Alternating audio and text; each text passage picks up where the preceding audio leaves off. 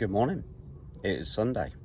While I'm waiting for oil and filters to turn up from Germany for Moda Movano, I've got a couple of bits to do on my car. My car is a late 2015, December 2015 Ford EcoSport with, in my opinion, the last great Ford engine. It's a 1.5 Ti VCT Sigma engine.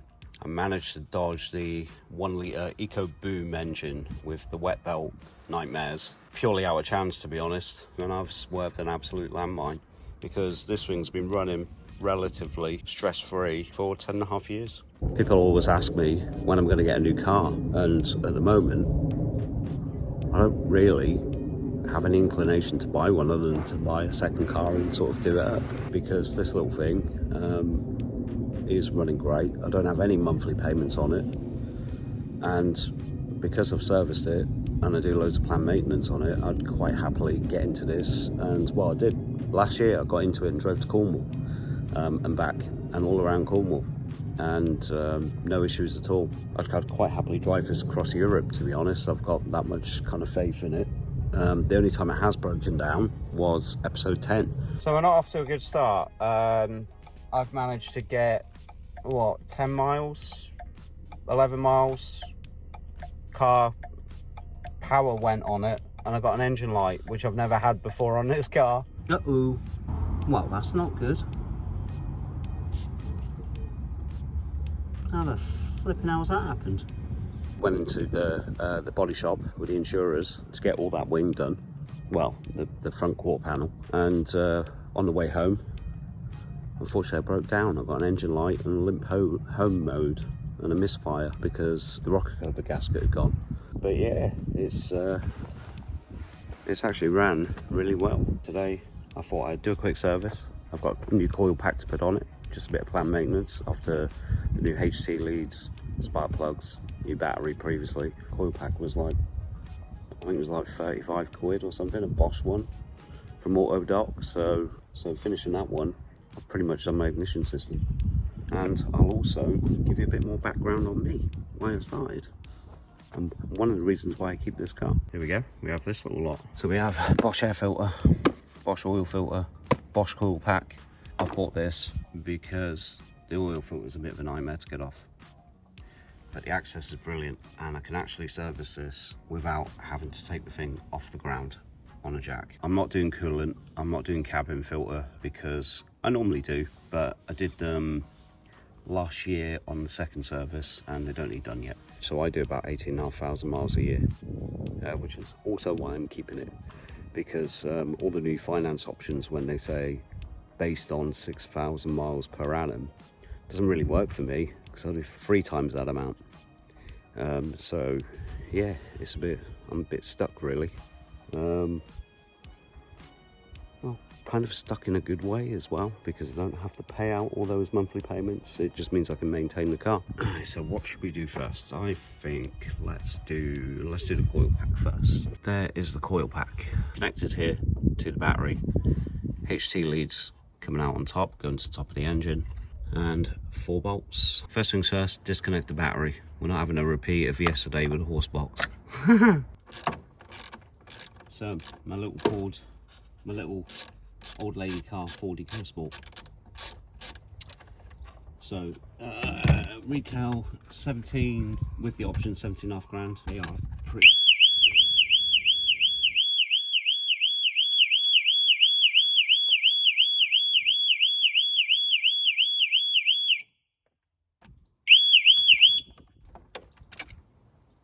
That's better.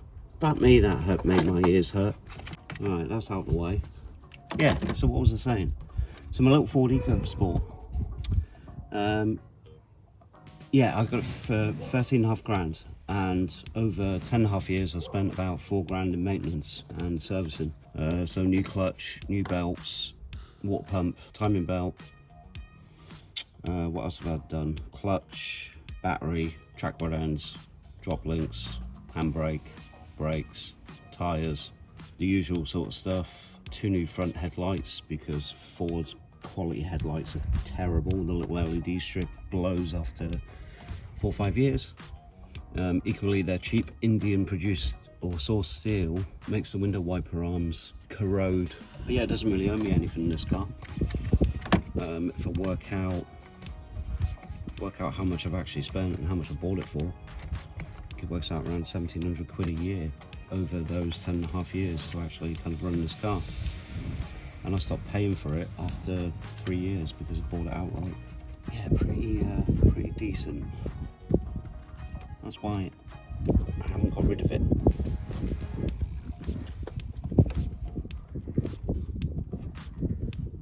Let's figure out how to get this clip out. How do you get it out?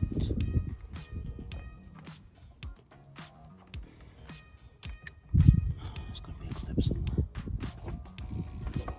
Down here. Handy little tool. It's a dental mill. Hopefully be able to see what's under here. So I can't find a little tab or a clip. Right.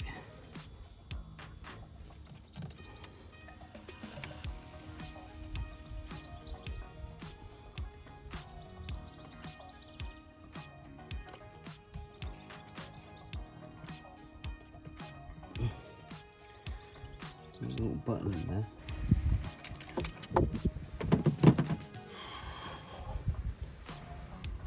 What was that said? This would hopefully be easy. Let's remove some of these. Nice anchors at the back there. Pop that one. Yeah.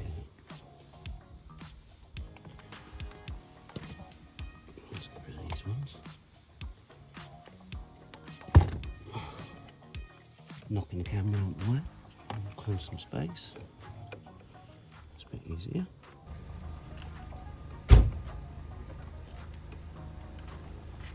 Ah, there we go. From this side.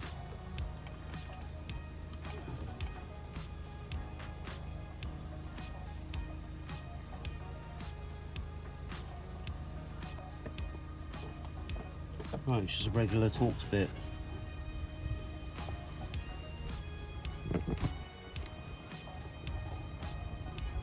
Unfortunately, so I thought you were recording there. I could see in the screen you were recording, but for some reason I don't now have the video. And I went to look up at the camera to check to see if it was recording, because I've just installed the bloody thing and it wasn't. It was switched off. It's in.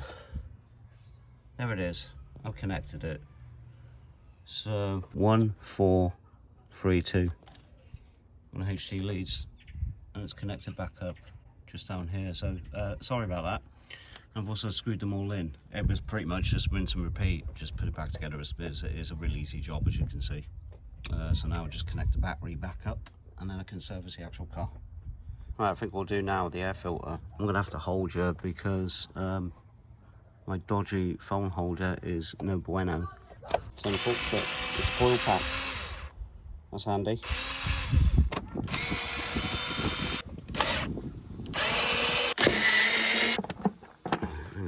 Rotten air filter. That's pretty dirty. Can you see how dirty that is? There's a new one in. Get this back on now. 13.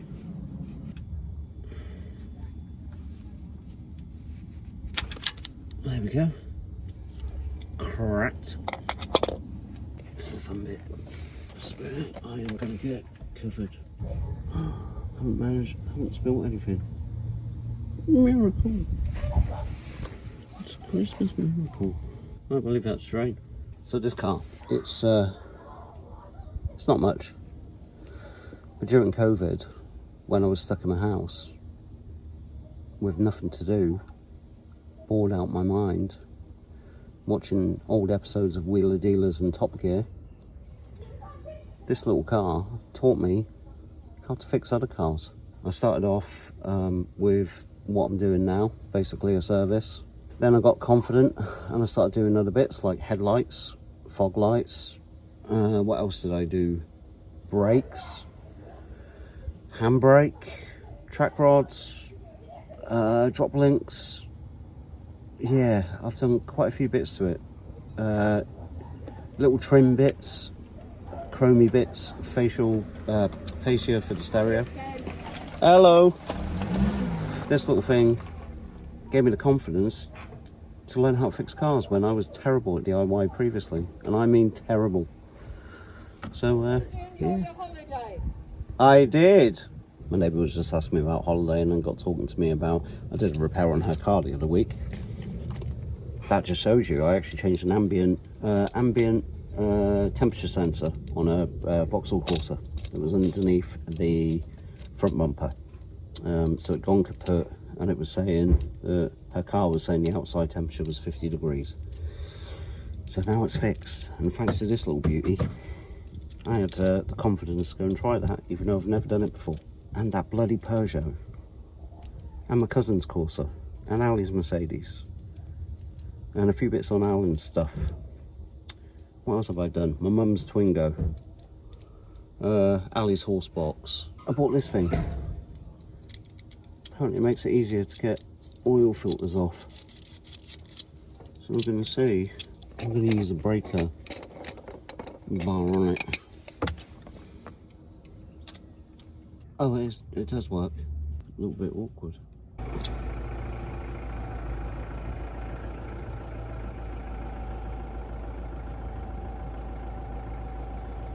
Hey, there we go. Yeah, it's alright, it's not bad. That's it now, should be able to do it by hand. Let's get this ready. Because this is messy. Yeah, there it goes. Ah, all over me clean. Make sure I'm not about to get run over. So it stops, it's just a fine little drip at the moment. Oh, it was a fine little drip. It's a fucking steady drip. I still haven't managed to spill any on the ground yet, which is good.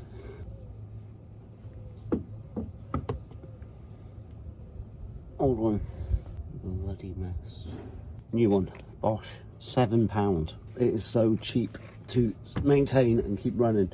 Now, you see in videos, they normally get a bit of oil, put around the seal. I don't need to, because that is caked in oil now up there. So, yeah, I'm just gonna try and get the thing back on without getting covered. So, there we go, that's quite tight. Not over tightening it, because I don't want to wreck the little oil rubber gasket. And it's just enough so it doesn't bloody leak. Let's give it a bit of a clean. Castrol.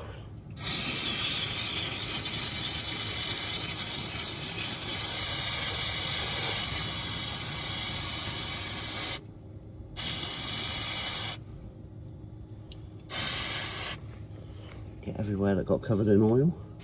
So this is my daily runner. This is what gets me to work. It's my real job. That husband paid to maintain this car. And the reason I haven't posted on here, one is because I fixed everything at the moment. Got a few more bits to do. Obviously I'll mow and a couple of other little bits. But I'm actually debating picking up a Copart car. Hopefully by the end of summer to then do up, and then we'll see if that will either be my son's first car or whether I then use it as a bit of a daily driver and give Jay a little bit of a rest, because I think he's deserved it. So that is the plan at the moment, because the thing is, I do tend to fix them all, and they don't break down afterwards. Well, we'll see what happens with the Peugeot over the next few months. That is, yeah. But so far, touch words, okay. So I think a little Copart car would be quite good. And all the YouTubers seem to be doing them. And we will see if it's as easy as they make out to buy a crash-damaged Category N car and do it up. I'm just having a glance under here just to have a look at the condition of the car. And because I do maintain it, the brakes are a year old, 2 years old if that. Brembos, don't judge. They were a decent price. And I was putting the Sport in EcoSport. Doesn't go fast, but bloody hell stops. The pads are same, 2 years. The rears I did last year, so brake wise we're all right.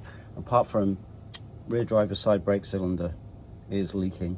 So I've got one in the house, I've got some brake fluid in the house, so that's going to be a next job I do next week maybe, and you'll see that the week after. And in the meantime I'll keep an eye out for a Copart car. There's not really any rust underneath here, mainly dirt. There's a little bit of surface rust, but not terrible. It looks worse in winter. Tyres are brand new. Not much else to do on it at the moment. Oh, shocks. I am debating new shocks. They've had it. See the covers? They've absolutely, well, they have had it because that has snapped off. Oh, yeah. And the bump up here's all,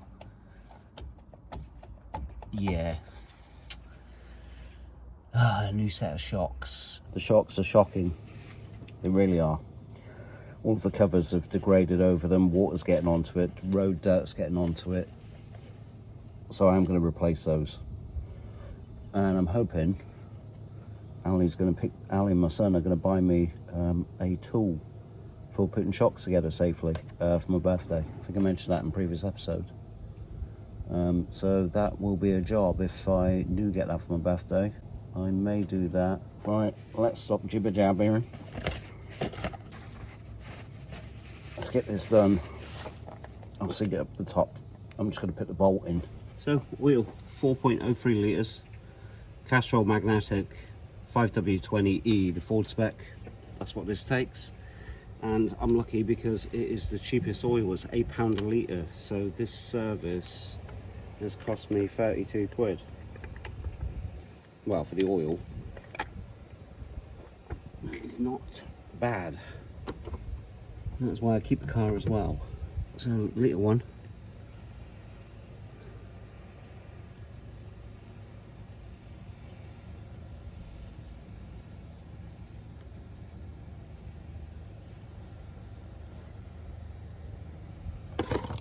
Oop. Almost all over the place. Won't do that again. Litre 2, gradual this time. Litre 3, litre 4. I'll pop in the 0.3. This oil I've still got in there from earlier this year. Oil done, cap on. We're done. Coolant's fine, pretty much brand new. Did that last year. Brake fluids, fine. Did that last year. Cabin filter did last year. So in general, we're pretty good in here. I'm going to start it up. The only thing is about the car, although it's brilliant, it is starting to look a little bit older compared to the 2019 model that's sitting next to it. Especially things like the wheels. For the life of me, I'll never know why Ford put 1990s alloys on a bloody late 2015 car. These are the new ones. They look much better, two-tone, silver and gunmetal grey. If I'm changing anything, I think I might change the alloys. Brakes wise, I've got a slight warp on my front brakes, but nothing that's dangerous, nothing that fails an MOT, nothing that really causes me concern. But I don't know. I'll say we might put the Sport in EcoSport a little bit further. When I'm doing suspension, I might shove on some new brakes. Don't know. I'll wait and see. Right, we'll see if it starts after installing the new coil pack. No reason why it shouldn't. There we go. No drama at all. And it started a lot faster actually. Yeah, no drama. Just what you want from the car that gets you to work, to earn money kind of each week. And by doing the maintenance on this myself, I've saved a fortune. I now only go into the garage for an annual MOT on this and tyres. That's it. Everything else I'll try myself. And a lot of the jobs I'm trying for the first time because this is my canvas. This is my blank canvas that I can teach myself on. And then if I'm doing kind of work on other people's cars, I've done it before, I've got a little bit of confidence. And the whole reason I started a Very British Fleet is I used to be terrible at this stuff. I work in an office. I have done since I was 21. And then when my dad passed away, I had to start doing things for myself. And previously I paid a garage for everything. I actually paid nearly £1,000 to have the timing belts done, the water pump done, and the auxiliary belt done at the Ford garage, local Ford garage. And I kick myself now because I probably could have done that myself, but at the time I didn't have the confidence to tackle belts or clutch, and I certainly didn't have the place to do it kind of outside my house. But now I do, and I will going forward. I'll be tackling kind of every job I possibly can on this car, because it owes me nothing, and I'm going to try and get it to 250,000 miles. So we'll see what happens. Next week you'll see the end of the service for the Movano, and hopefully the oil turns up this Friday or Saturday, and I can do it next Saturday, and then you'll be able to see that one the week after this one. And if you do like this, like and subscribe, and I'll see you again in next week's episode.